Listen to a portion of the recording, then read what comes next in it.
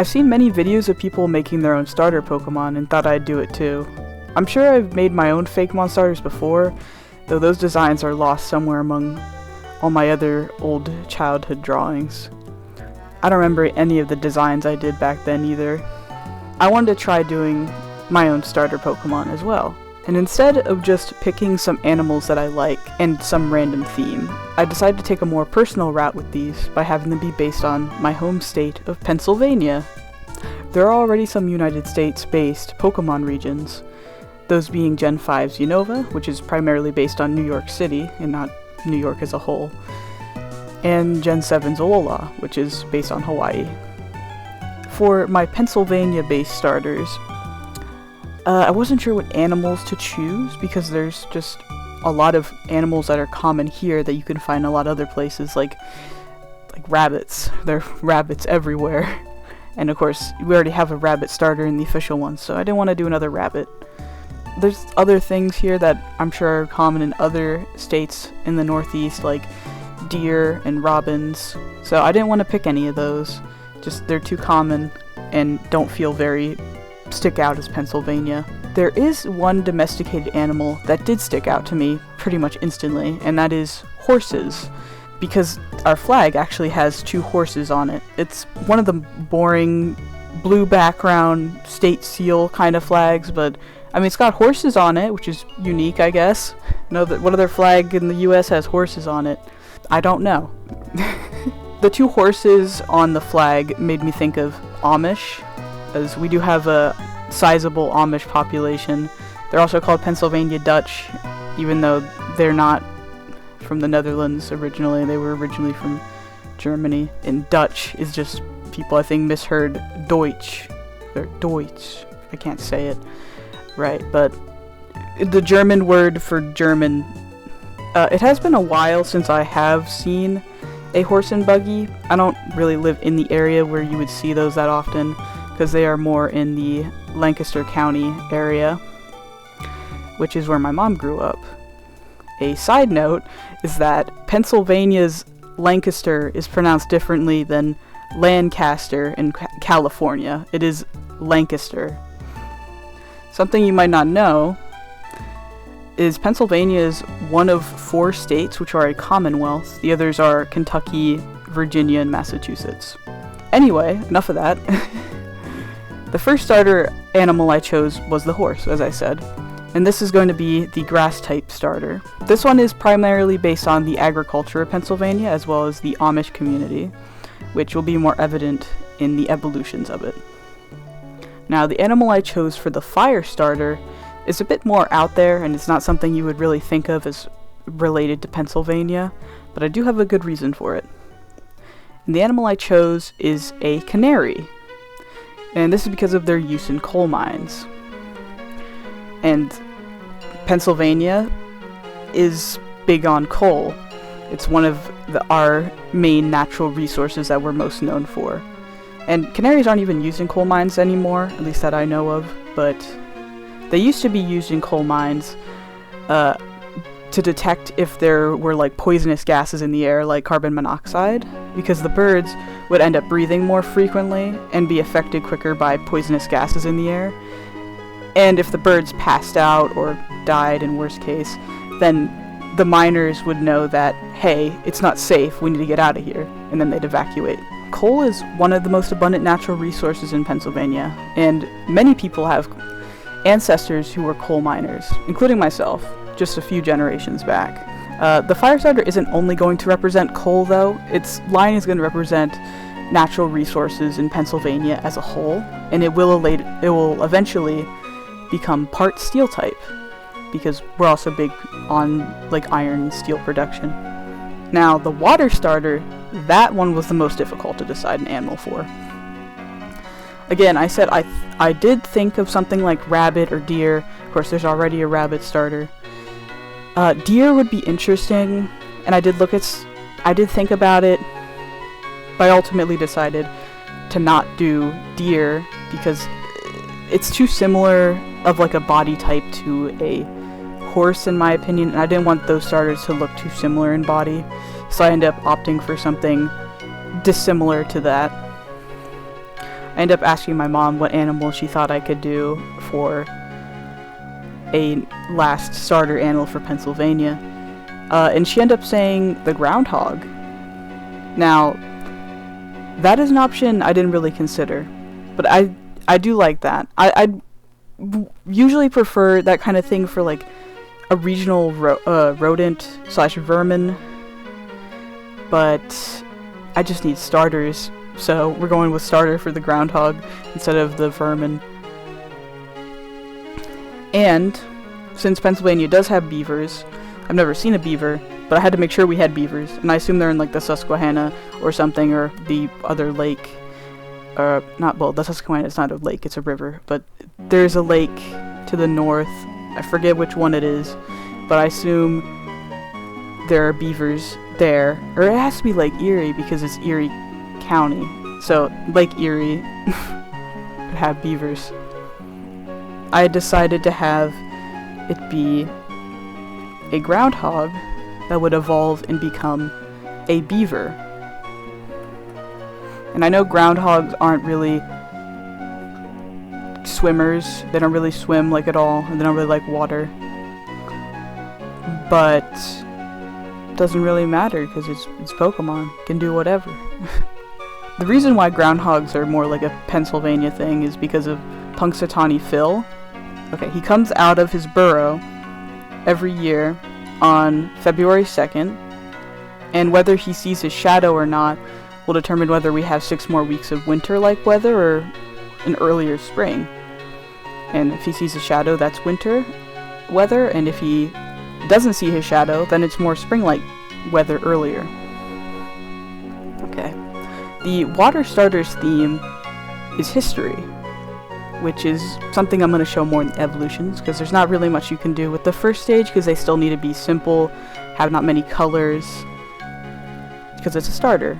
They're all pretty simple. But to try and invoke at least a little bit of the history that will be seen with it, I did give it the 2 bubbles on its chest, which are supposed to look almost like a jabot or cravat, some sort of neckwear. I saw it's whatever the neck scarf that William Penn is wearing in this one image. I'm not sure what it is exactly. I'm assuming it's either a jabot or cravat or something else. Not sure exactly.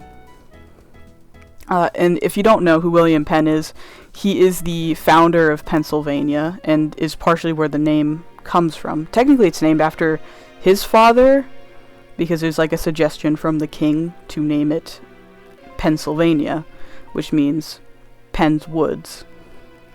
And the reason, the way it was founded is he was given the land by King Charles II in exchange for canceling the debt that was owed to William Penn because his father was an admiral.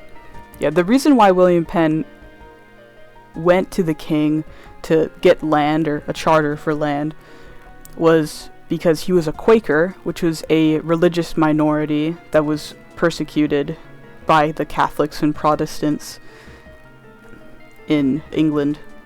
And he wanted to escape that. He had been imprisoned 6 times, and while he was in prison, he wrote about his beliefs as a Quaker. He also went to Oxford University, and also got expelled there for protesting compulsory chapel attendance. He later enrolled in a French school, I think l'Académie Protestant.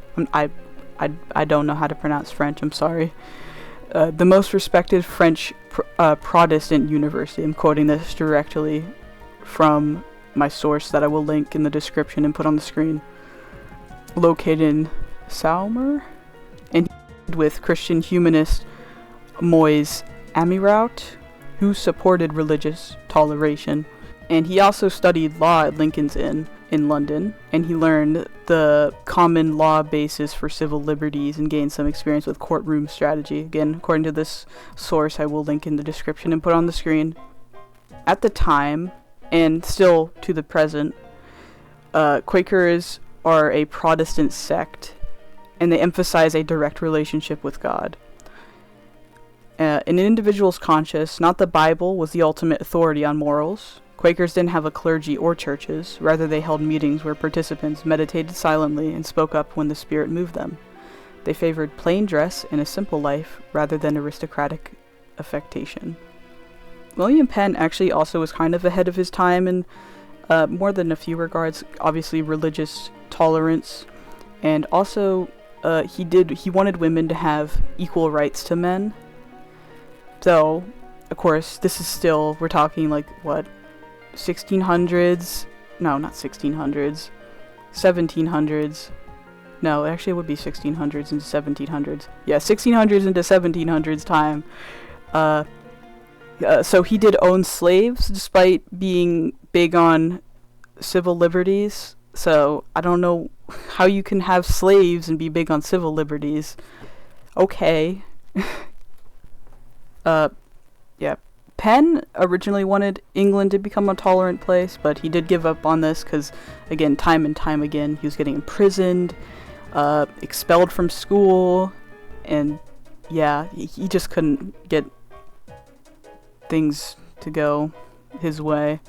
And he helped other Quakers out by getting them out of imprisonment as well. And he wrote a lot of stuff on his beliefs as a Quaker.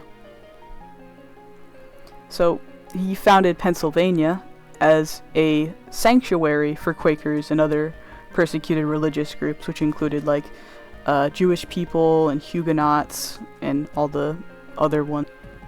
And while I was doing research on this section, since I don't remember everything from when I was in school learning about William Penn, we're talking like back in like 6th grade or 7th grade, I don't remember all that. While doing research for this, I also found out that the Quakers' religion is also known as the Religious Society of Friends. And I just thought that was interesting, because you don't really hear anyone call it that. It's always the Quakers, not the Religious Society of Friends.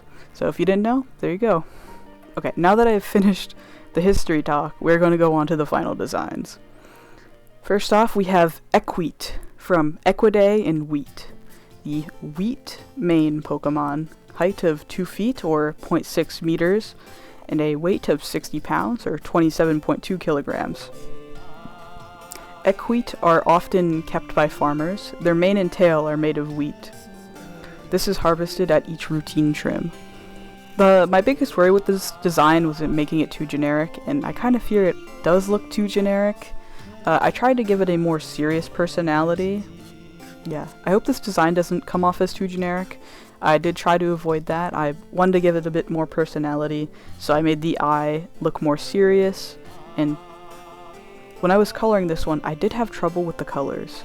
I originally wanted to make the green a much darker color to match more with the horses on the flag, or at least resemble those more, but I just couldn't make the dark green work. The mane was always going to be the lighter yellowish color to be almost like wheat or hay or any other crop that's similar to that, but in the end I guess it is really wheat because that's what I say in the Pokédex entry. I didn't really like the colors at first, and I mean these final colors right now. I didn't like them at first, and I did try to play around with it more, but eventually it looked fine. I mean, you have to come back to it. If something you're drawing looks really bad and you can't fix it or something, just take a break and come back to it, and then look at it again, and then you'll realize maybe there was nothing wrong with it and you were just looking at it too long. And that was the case for this one. I don't think the green horse is that bad. Alright, on to the next one. The next one is Cinery. And this, the name comes from Cinder, Incinerate, and Canary. It's the Fire Canary Pokemon. It has a height of 10 inches, or 25.4 centimeters, and a weight of 2.5 ounces, or 70.9 grams. It is often used as a light source in caves and mines. Cinery's eyes can project light like a flashlight, while its fiery tail illuminates the area around it. When I look at this final design, it reminds me of something else I've seen before, but I couldn't put my finger on what it was at first.